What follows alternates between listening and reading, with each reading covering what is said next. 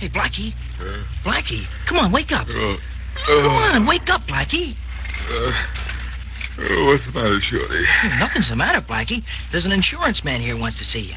Well, tell him I don't want any. I told him that, but he says he don't want to sell you nothing. He wants to give you something. Yes, $10,000, Blackie. Who are you? He's the insurance guy, Blackie. I'm sorry to disturb you so early in the morning, Blackie, but I'm Emil Barnes, agent for the Rodley Insurance Company. Well, that doesn't sound like any reason to wake me up. Then I'm going back to sleep. Perhaps you'll open your eyes for $10,000? For that, I wouldn't even open one eye. No? No. Go away, little man. I'm sleepy. I realize that, and I hate to be so persistent, but, Blackie, I want you to do something for me. I want you to do something for me, too. Leave me alone. I won't offer you money again, Blackie. Instead, I'll offer you a mystery. A mystery I'll guarantee you can't solve.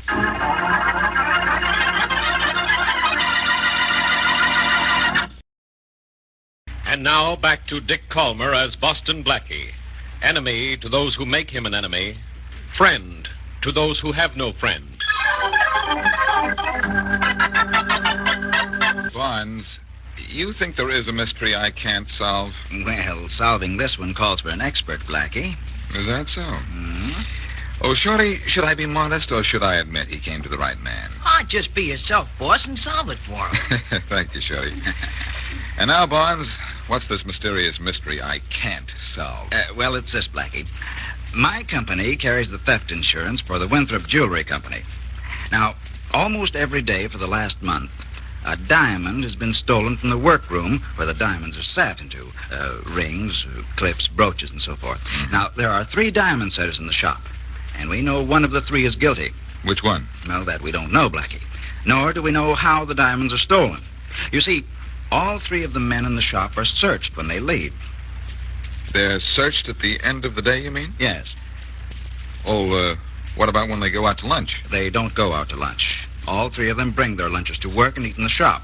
They never go out during working hours, and no visitors are allowed to come in. Hey, I know a way to stop the diamonds from disappearing. Fire all 3 diamond setters. Well, I suggested that to Mr. Winthrope, the owner of the company, but he doesn't think that it's fair to the 2 men who are not taking diamonds. He has a point there. Mm-hmm. Well, what do you want me to do? Find out how the diamonds are being taken out of the shop. Now, understand, all 3 men are thoroughly searched. Not one of them has ever had a diamond on him. Yet almost every day a diamond is missing. That's very intriguing. Mm-hmm. Who are these 3 men? Well, there's Hans Van Houten. He's an expert diamond setter from Holland. He's been with the Winthrope Company for 20 years. Uh-huh. And then there's, young John Glass. He's Van Houten's protege. And the newest member of the trio is Jim Aldrich, a young man from Georgia. I see. Well, I'd say you have 2 mysteries, Mr. Barnes. Yes? Who is taking those diamonds, and how are they being smuggled out? Blackie, I've made plans for you to go to the shop later today as an employee of the Winthrope Company. Under another name, of course. You'll be John Jones. You've made plans for me already, huh? Uh-huh. Pretty sure I'd take this case, weren't you? Yes, I was. The method of stealing those diamonds has to be ingenious. It must interest a man like you. Well, doesn't it? Not much, Barnes. Give me 30 seconds to get dressed, and I'll be right with you.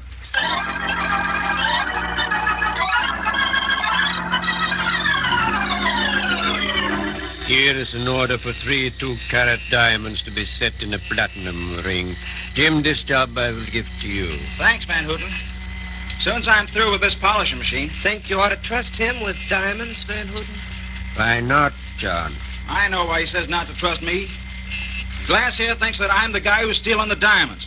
John, you should not say such things. Well, one of us is taking the diamonds out of here, and I know I'm not, and I don't think it's you, Mr. Van Houten, so who's left? I'm left.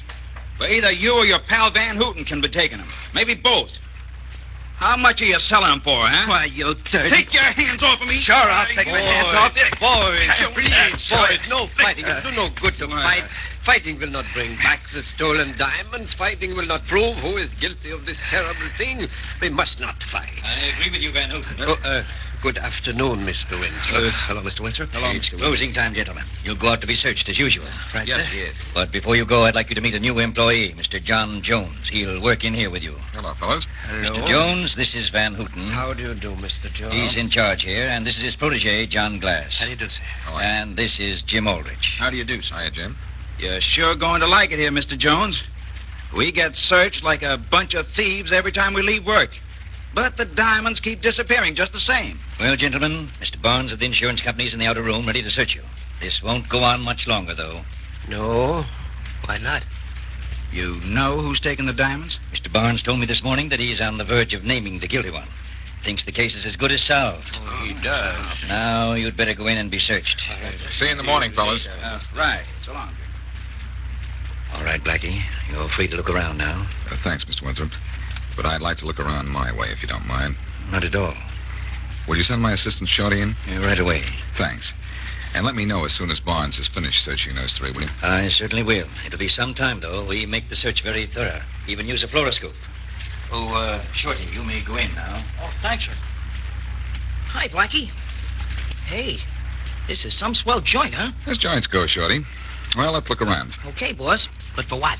Oh, nothing much. Merely a clue as to how one of the three men who work in this room managed to steal a diamond almost every day without being caught. Maybe the thief swallows it. No, short one, not that way. The suspects are put under a fluoroscope. That would detect a diamond if they swallowed it. Oh. Well, where do we start looking, Blackie? Right here. Let's see now. Where are we? Right here in the middle of a room. And what do we see? Well, I see a small safe, a workbench, and a door. That's the washroom, according to the sign. And I see two windows. Blackie, the windows. That's how the thief gets the diamonds out. He throws them out the window. Maybe you should have stayed home, Shorty. You know where we are? Sure, in this room. You know where this room is? It's on the 12th floor, and this side of the building faces the river. Oh, So, so I'm not so smart, huh? Anything thrown out the window would drop into the river. now you're being a little bit smarter. Hey, what's this on the little wall here? Let's have a look, Shorty. Oh, just coat hangers. Oh, yes, the shelf. This is where Van Houten, Glass, and Aldrich put their lunch boxes. Lunch boxes? Yes, Shorty, they have their lunches right here.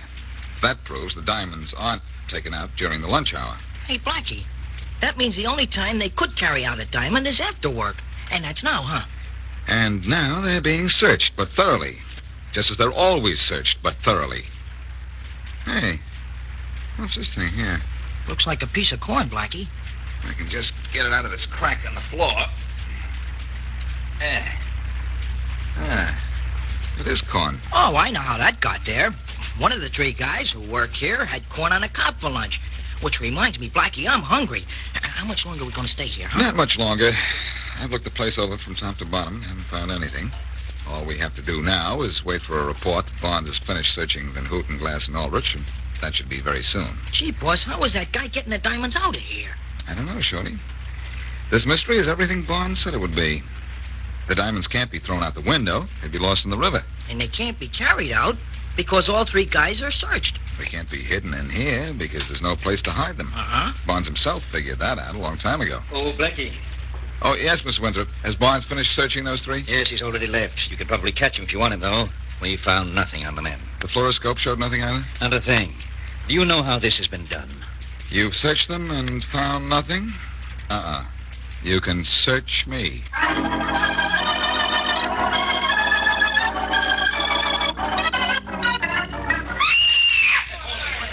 What's the trouble here? What's the trouble? All right, now, step back, all of you. Let me see here. Let me see. Shot to death. What's the matter here, officer? Uh-oh. Stand back, mister. This fellow's been shot. That's Barnes, Emil Barnes from the insurance company. You know him, huh? Only slightly, officer. He was doing a little investigation for the Winthrope Jewelry Company. Oh, you don't say. He left the Winthrope Company just now, huh? Yes, and so did I. I was trying to catch up with him. But it looks like somebody caught up with him before I did.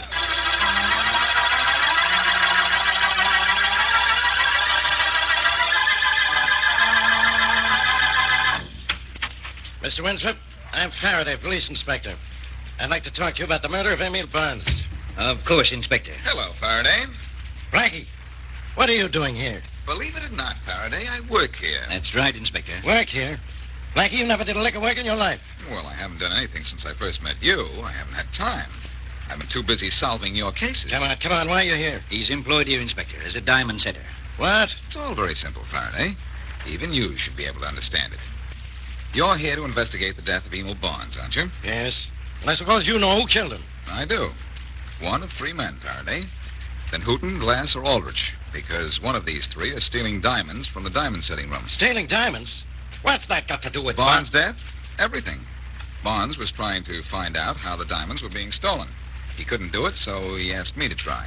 I just started working. I suppose you've solved the case already. No, I haven't any idea how it's done. The diamond setting room is on the 12th floor, facing the river, and all three diamond setters are thoroughly searched before they leave the shop. But the diamonds keep on disappearing, Inspector. Well, they do, huh? And what about today? Today, Faraday, I'll guarantee one thing. A diamond isn't missing. Blackie, you just guaranteed Inspector Faraday a diamond would not be missing? I don't see how one could be. I don't either. But my inventory report shows that another diamond has been stolen today.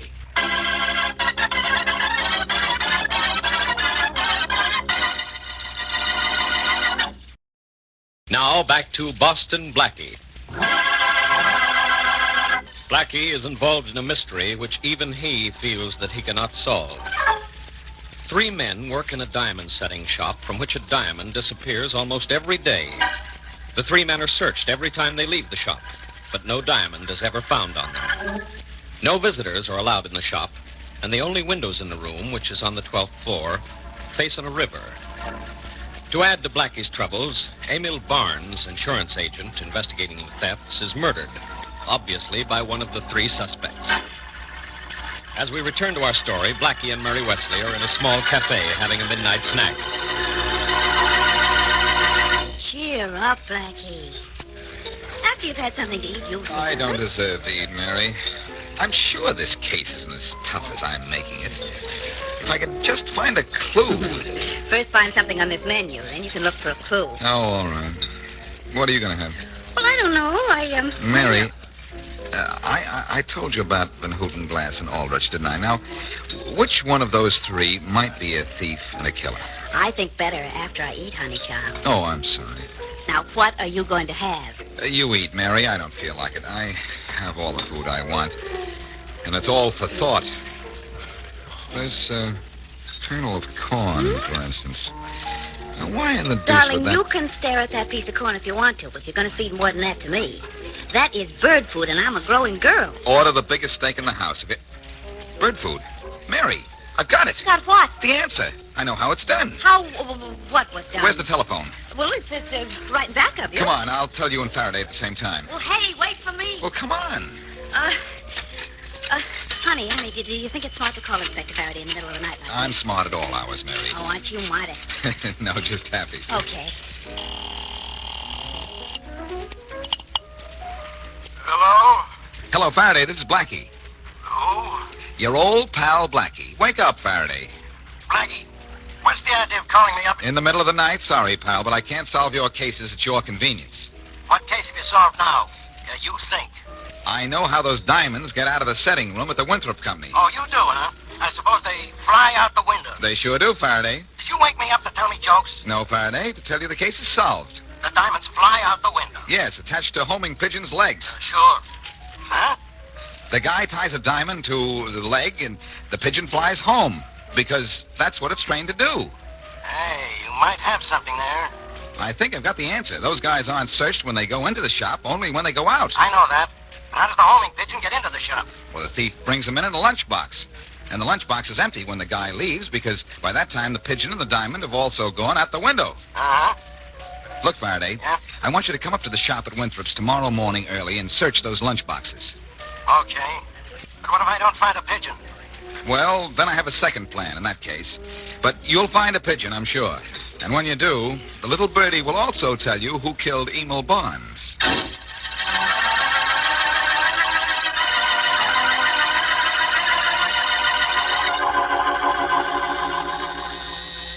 You are having trouble polishing the diamond, Mr. Jones. I may help you, perhaps. No, thanks, Van Hooten. I'm getting it.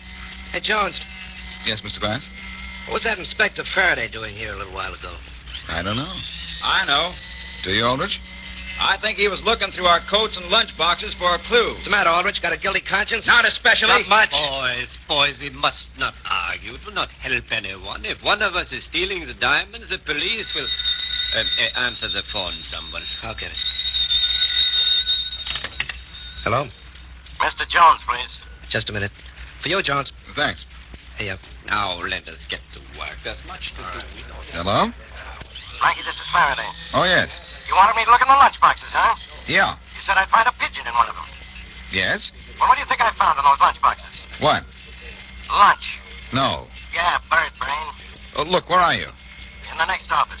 Okay. I want to try one more thing. What I told you to do last night. Check? Yes.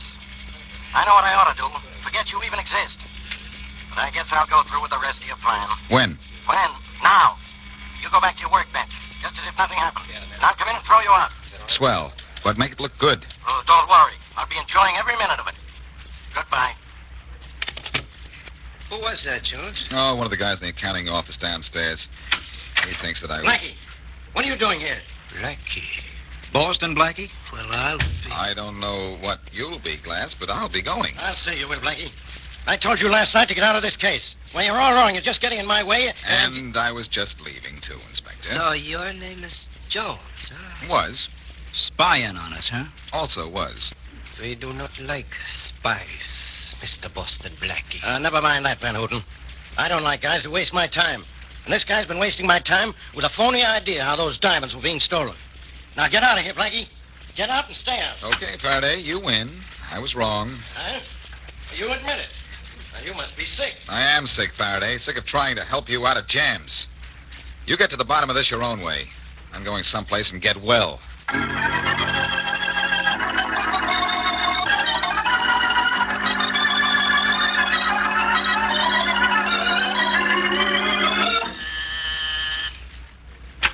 Oh, Blackie, I'm glad you got back to your apartment before I did. I was afraid I'd have to wait out here in the hall. I just had to look around Aldrich's house, Mary. Huh? No pigeons. What did you find out about Glass? He lives at 47 Eastern Street. No pigeons. Not a sign of any? Not even a feather. Then everything depends on what Shorty finds at Van Houten's. Well, let's hope he finds something. He has to find pigeons, Mary. I'm sure I'm right. Because if I'm not, there's no way in the world for those diamonds to disappear out of that room. Van Houten has to have pigeons or the whole... Oh, what? Oh. Oh, this is the slickest jewel robbery and the toughest case I've ever heard of. Uh-oh, I hope that's Shorty. I hope so. Hello? Hey, Blackie, this is Shorty. Yes, Shorty? What did you find out about Van Houten? Well, he lives at 53 Eastern Street. 53 Eastern Street, huh? That's just a couple of doors away from where Glass lives. Yeah? Yeah, but never mind that. What did you find out about Van Houten? Nothing. I couldn't get into his place. Why not? The joint was locked. Well, did you see any pigeons in the neighborhood? Sure, Blackie, but they was all over at the church and the firehouse across the street. Not around Van Houten's. All right, Shorty. Thanks. Where are you going to be? I may want to get in touch with you later. I'll be at home, Blackie. All right, goodbye. So, Van Houten had no pigeons. Shorty couldn't find out, Mary. Which means that Van Houten is still a possible suspect. In fact, he's our only one. We know Glass and Aldrich don't have pigeons. Yeah, but Blackie, you may be wrong entirely. You said Inspector Faraday didn't find a pigeon in any one of the 3 lunchboxes this morning. Oh, I have an answer to that one, Mary. Van Houten, if he's our man, was playing it smart. While the heat was on, he decided not to bring a pigeon with him. But you think maybe he'll bring a pigeon tomorrow, huh? He might. I had Faraday throw me off the case, so he would figure that the heat was off. At least that's what I wanted him to figure. I'll see you later, Mary. Where are you going? To see how I can get our Holland friend, Mr. Van Houten, in Dutch.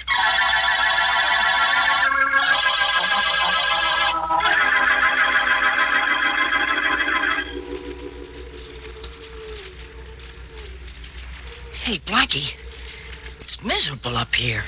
Why didn't you tell me we was going to stand up on a roof at this hour of the morning? The janitor here told me yesterday that Van Houten kept pigeons, so we're here to watch his pigeon cote. And, Shorty, anyone with any sense would know that it'd be on the roof. I'd rather have no sense and not be here. You've got something there, short one. Hey, what time is it? 4:30. Gee, still plenty dark.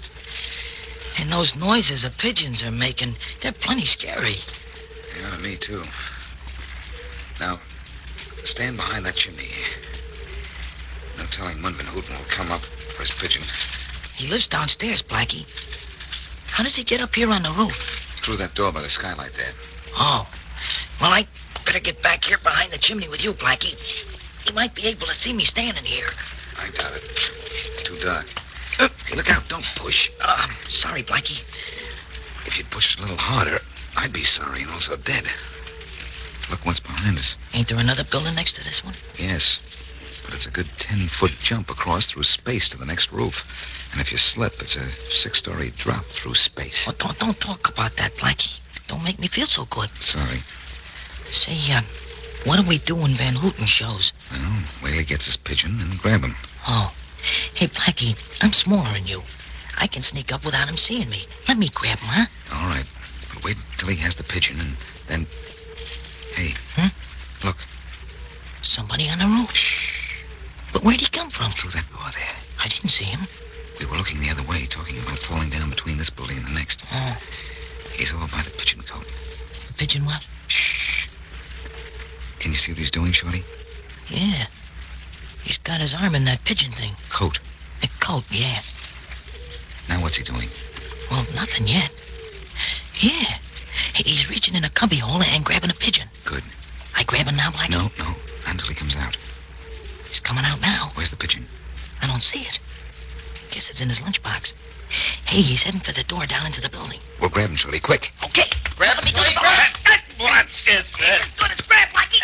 What is Stay where you are, buddy. Let go of me. No, you don't get away from me. I do. Hey, what? Blackie's getting away. Don't say I am. Hold on, Shorty. I'm coming. Hey, Shorty. That wasn't Van Houten. That was John Glass. Come on, let's get out. Okay, but he ain't heading for the door. No, he's going to jump to the roof of the next building. Blackie didn't make it. I know. Step back, Shorty, or you make... Wow. That's the end of John Glass. Oh, gosh, Blackie, 6 stories down. Hey, Blackie, please stay away from that edge. Do you want to go down there after him? Yes, Shorty, I do. But I think I'll do it the long way. I'm going to walk down.